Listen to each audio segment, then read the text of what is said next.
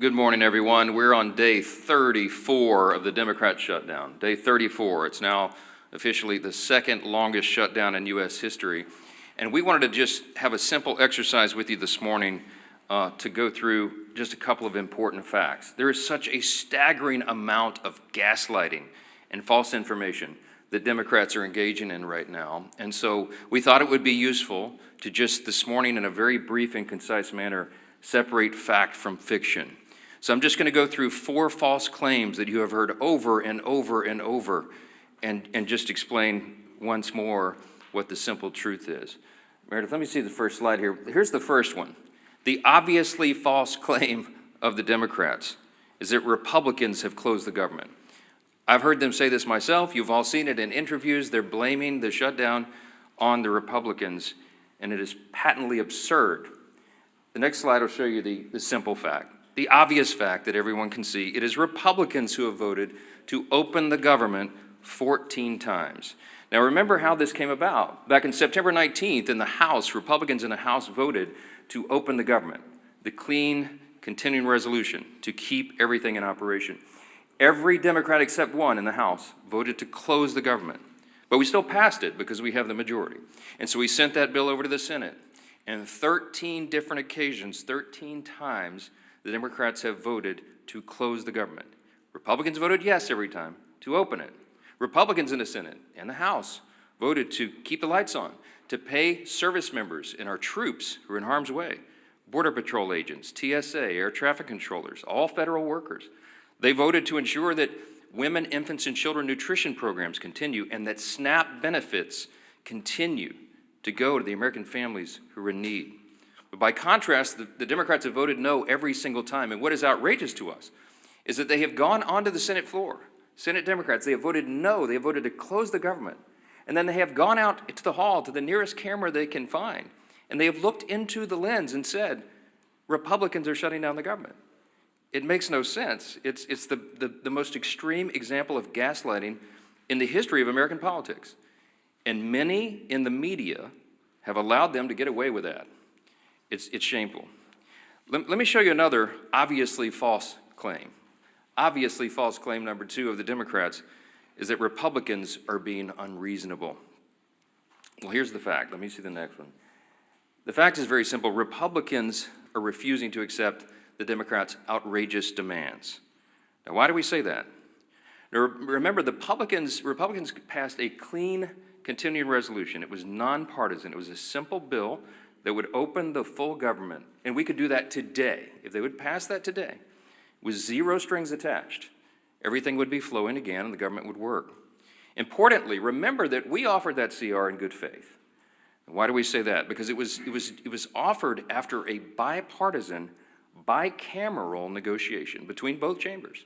Because you see, you had the appropriators, Republican and Democrat appropriators, who got together and decided, they agreed on the need for a short-term CR so that they could continue their negotiations on the full-year funding bills.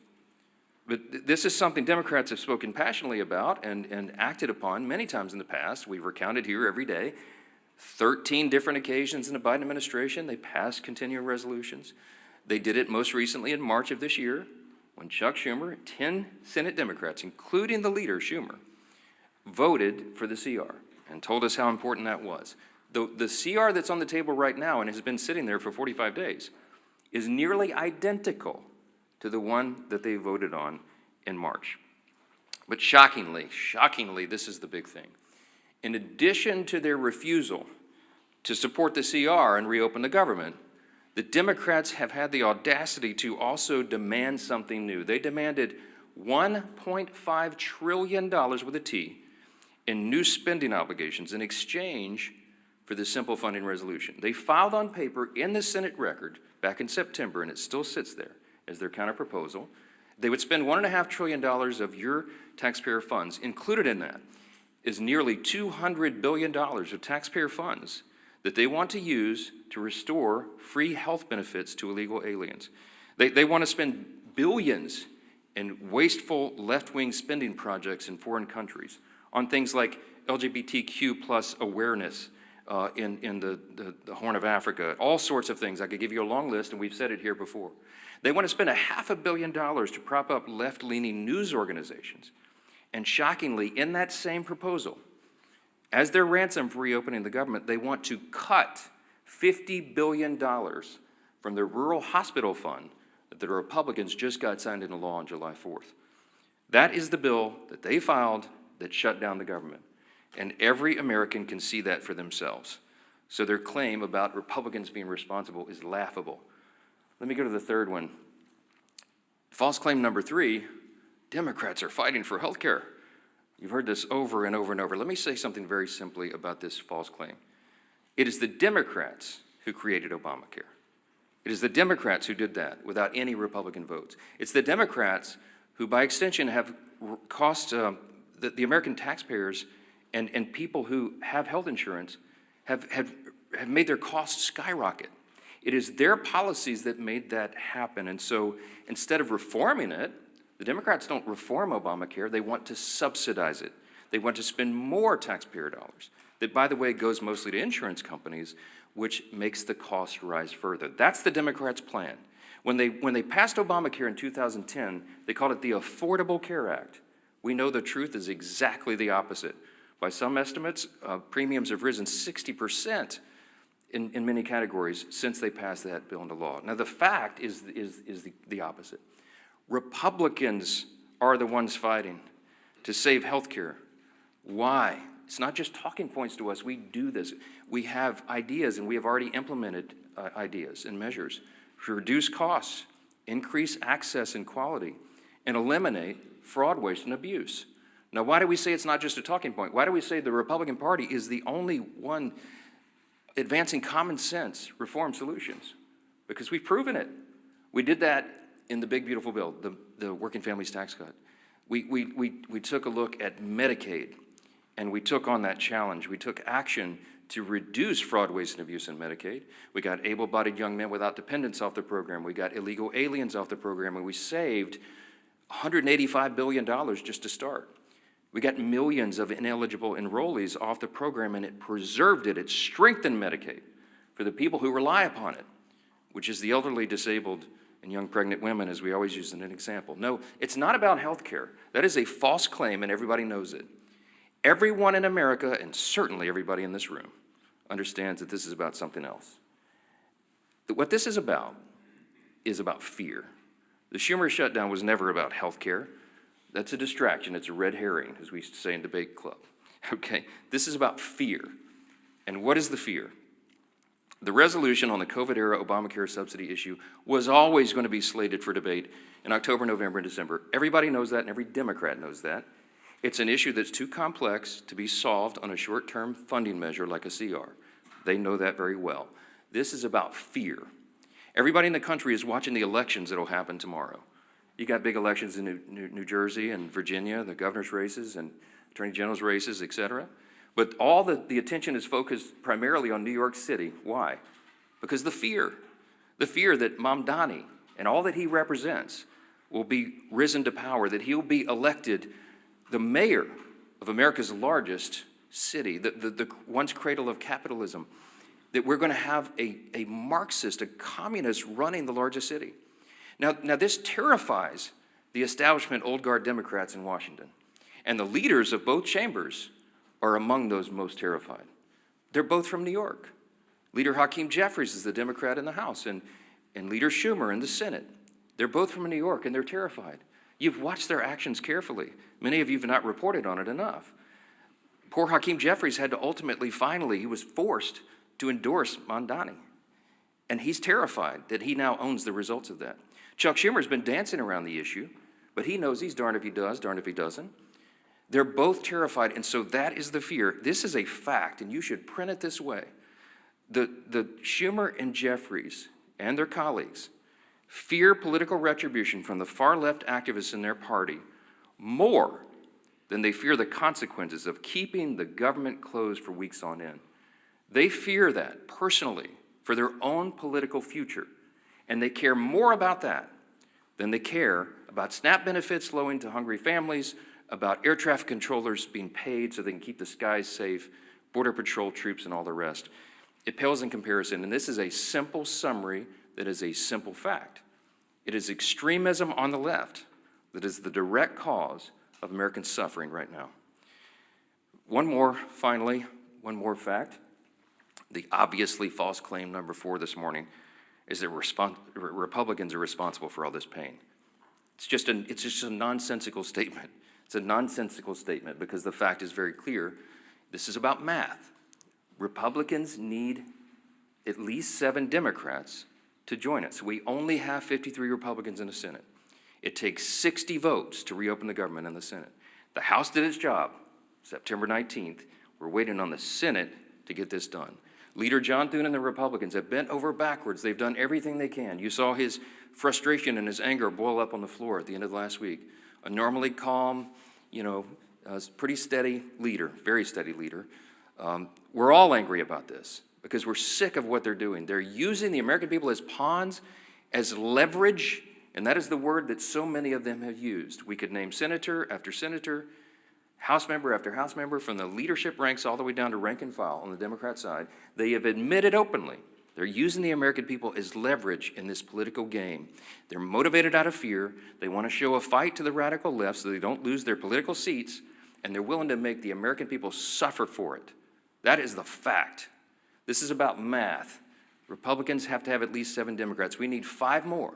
5 more moderate, centrist, common sense people who care more about the constituents they serve and the country that they supposedly serve than their own political futures and the retribution they'll receive from the Marxist, Mandami, communist left in the party if they do the right thing here. I wish these weren't the facts. I take no pleasure in telling you this. It is disgusting to us. But there's no other way to candy coat this, to make it any prettier than it is. So we're now entering the 5th week of this Democrat shutdown, and it's for one reason. Democrats made a deliberate choice to keep the government closed. The shutdown will only end when those same Democrats make a deliberate choice to open it. The entire country is calling and waiting on just 5 more Senate Democrats to come to their senses and do the right thing. We are pleading with them to do so. This is not a game. The solution is sitting right in front of them. Pass the clean CR, end this madness, and open the government. You'll hear next from our majority leader in the House, Representative Steve Scalise. Thank you, Mr. Speaker. As the Democrats continue to impose suffering on the American people, and by the way, that's their term, they've continued to talk about real suffering that they know they're causing. Again, they say to get leverage over what they still can't articulate. But as Democrats continue to impose this suffering, their attempts to mislead the American people are working overtime.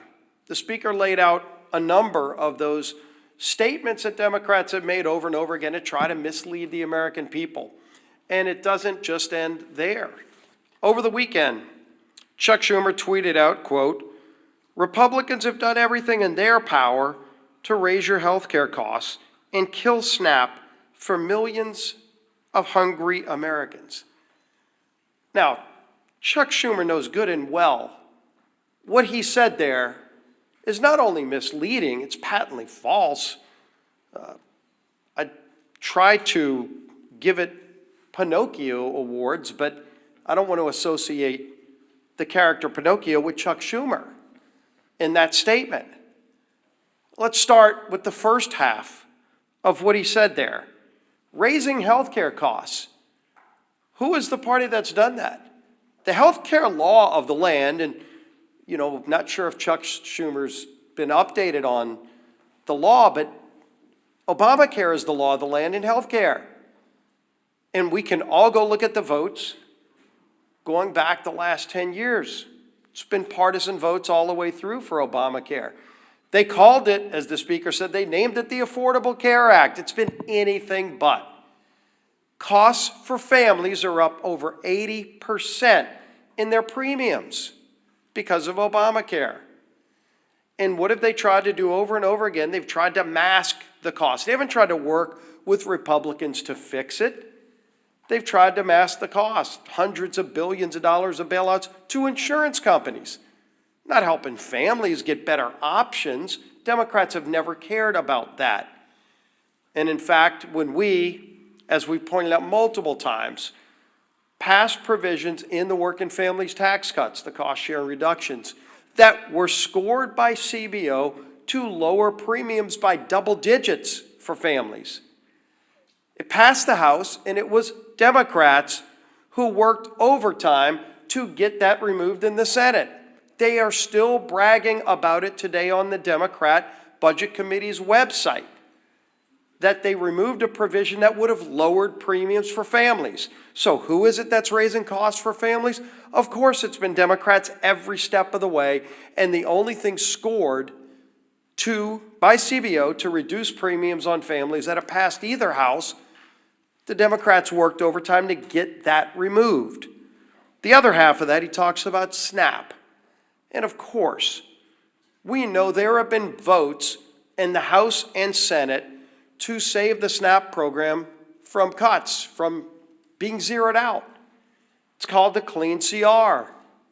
Passed the House with Republican-only votes primarily, with Democrats uniting to try to kill it, but luckily we have the majority in the House, and you go over to the Senate, and we know they have a 60-vote requirement, and Democrats have over and over and over again voted in lockstep with Chuck Schumer to block SNAP benefits.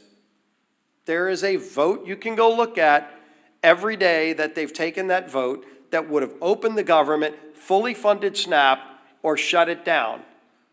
And it's Republicans who are voting yes, and it's Democrats who are voting no, and Chuck Schumer's been leading that charge. And then he votes no to kill the SNAP program, to create tremendous uncertainty, to create millions of hungry Americans, to use his own word. Chuck Schumer has voted to put those millions of hungry Americans in that situation, and then he walks out to the microphone, as the speaker said, and then he tries to blame it on somebody else. People are sick and tired of it. We're surely sick and tired of it, but the American people are suffering, to use the Democrats' term, while those same Democrats that impose the suffering are going out and trying to mislead and lie to the American people and blame somebody else for the very votes they cast. It is votes in Congress that have caused a government shutdown. That's why we're here. You either vote yes to open the government or you vote no to keep it shut down. And the votes are public record. And the same people that are voting to shut down the government, to deny food to families, are then walking out and trying to lie to the American people and blame somebody else for their actions. The American people won't have it. The American people will not be lied to. And it's time that Chuck Schumer and his Democrat colleagues end this madness. Let's open the government back up again and get to a negotiation on the differences we have. Our whip, Tom Emmer.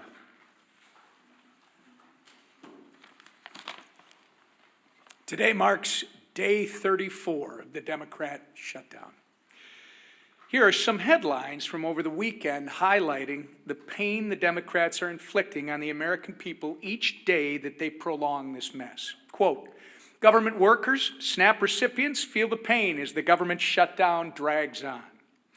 Quote, staffing shortages mire air travel as shutdown stretches on. Quote, government shutdown threatens to delay home heating aid for millions of low-income families. And that's just to name a few. Democrats have now voted against opening the government 14 times. That's 14 times that they voted against our military. That's 14 times that they have voted against federal law enforcement officers, air traffic controllers, and TSA agents. 14 times they have voted against low-income Americans who rely on programs like SNAP and WIC. Why? Not because they actually care about lowering the cost of health care like they claim. Just look at the 68-page counterproposal they filed in the Senate. Only 1.5 pages reference health care. The other 66 outline their radical policy priorities like billions of dollars for foreign climate projects or $500 million to prop up leftist media outlets. The fact of the matter is that the Democratic Party is not fighting for you, the American public. They've shut the government down to pick a fight with President Trump and to score points with Kami Mandami and Omar Fada, the Omar Fada wing of their party. The Democrats have become kamikaze politicians who are so focused on winning some kind of political game that they've justified blowing up everything in their wake, including the livelihoods of their own constituents. Democrat Senator John Fetterman said it best on CNN yesterday, quote, "We are hurting the very people that we fight for, and now we're getting nothing for them if we continue to keep our government shut down." Quote, "This is wrong," he went on to say, and he's exactly right. It's past time for Democrats to end the political games, pass our clean CR, and reopen the government for the people they were elected to serve. Back to the Speaker. Questions? Manu, you get it first every time. This is not fair. Last week, you came here to these mics, and you were very critical of Joe Biden's use of the auto pen, his pardons. You said you didn't even know who he was pardoning. But last night on 60 Minutes, President Trump, admitted not knowing he pardoned a crypto billionaire who pleaded guilty to money laundering. Does that also concern you? I don't know anything about that. I didn't see the interview. You have to ask the president about that. I'm not sure. Yes, ma'am. Last week on Friday, you said that if there was any way to fund SNAP, that the Trump administration would be happy to do it. Now, 2 judges have come out saying that it is likely illegal to stop SNAP payments. One is giving the Trump administration until today to make a decision on how to move forward. What have you told President Trump about how you want him to move forward? Well, he and I talked about this quite a bit over the weekend, multiple times. The president is desperate for SNAP benefits to flow to the American citizens who desperately rely upon it. He has bent over backwards, as you know, to get the troops paid, to keep WIC funding going. He's found creative solutions. The SNAP situation, as Secretary Rollins and I explained at the press conference on Friday, has legal impediments to that. It was understood, and we got legal advice, and it made sense to me that the contingency fund and SNAP could not be used unless the underlying funds were flowing. As Secretary Rollins relayed to you, this is pretty commonsensical. The contingency fund is an extra, in layman's terms, it's an extra fund that is there, for example, if you have an unexpected natural occurrence, like a hurricane or something, and SNAP benefits are flowing, but you have a subset of the population that needs additional benefits, then the contingency fund would go. The way we always understood it was the contingency fund could not be used legally if the underlying fund was suspended. And that's what's happened in the CR. The Democrats voted to stop SNAP payments. So you have 2 courts, 2 liberal courts, Obama judges, as I understand it, who said, no, that's not right, get them paid. Well, it's more complicated than that, because as you know, it cost over $9 billion to fund SNAP for a month, and we only have, I think it's $5.2 billion in the contingency fund. So you have a big shortfall. So it's not as easy as hitting go send on a computer. You got to go through and recalculate partial payments to the 42 million recipients of the program. That puts a huge burden on states and on the feds to try to figure that out in short order. So what the president said logically was, okay, Your Honor, if you're saying we can do it, I'll go for that, because I want SNAP to go to the people. It's the Democrats that stopped it, not us, so tell me how to do it. Because I have all my personnel here in the office, the legal minds and the number crunchers, and they're trying to figure out how this can be done. Give us some guidance, we're glad to do it. So that's where we are at this impasse right now. As you noted, the president's not appealing the decision. He wants SNAP to be done, but he doesn't see the mechanism to do it. So you have Treasury, you have USDA, you have the other agencies involved that are working overtime, literally around the clock over the weekend, trying to figure out how to do this. But everybody needs to know it's not the full amount, assuming they could get this done and processed. The court acknowledged, thanks to the president, for saying that they wanted to do it. Everybody's on the same page here. We just don't know how. It's unprecedented. This has never happened before. In this way. And so we're hopeful. But I would just say this, looping us back to how we began, the easiest way to get full SNAP payments to everybody who's eligible is for the Democrats to come in here and vote to reopen the government on a clean, nonpartisan CR. It's a game that's being played and real people are being hurt, and the administration gets all sorts of accolades and appreciation from us for bending over backwards trying to make sure people are not feeling the pain and that the harm is mitigated as much as possible. Yes, sir.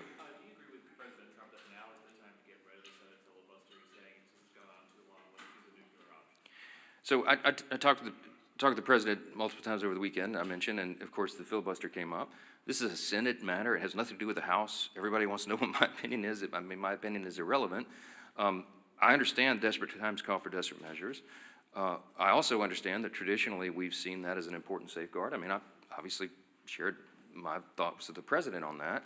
As much as I have wanted to blow up the filibuster sometime as a House member when we were not getting what we wanted done in our agenda, I hear my Senate Republican colleagues, some of the most conservative people in Congress, who say it's an important safeguard. It prevents us. It holds us back from the Democrats' worst impulses.